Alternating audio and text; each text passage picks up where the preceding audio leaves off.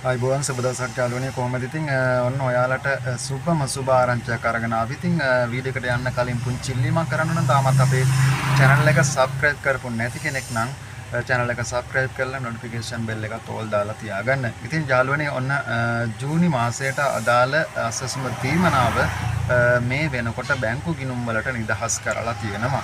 ඉතින් මේක පළමු අධීරයේ අයට පමණක් තමයි මේ මුදල් නිදහස් කරලා තියෙන්නේ. ඉතින් දෙවන අධීරයේ අයට තවම මුදල් නිදහස් කිරීමක් කරලා නැහැ. ඒ අයට බොහෝ දුරට සිකුරාදා දවසේ හෝ එහෙම නැත්නම් සඳුදා දවසේදී ඔයාලගේ බැංකු ගිණුම් වලට මුදල් නිදහස් කරයි. මොකද මේ වෙනකොට සිස්ටම් වලට මුදල් ඇතුළත් කරලා තියෙනවා පළමු සහ දෙවන අධීරයේ සමවන්න හැමෝටම.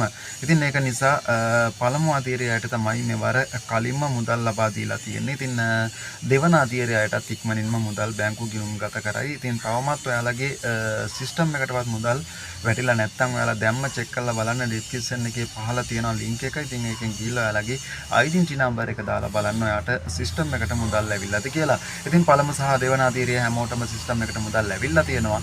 පළමු අධීරයට විතරයි බැංකු ගිණුම් වලට මේ වෙනකොට මුදල් නිදහස් කරලා තියෙන. ඒක නිසා දෙවන අධීරයේ අයට සිකුරාදා හෝ සම්ප්‍රදාය දවසේ ඔයාලට මුදල් ලබා ගැනීමේ හැකියාව තියෙනවා. මුදල් ලබා ගන්න පුළුවන්.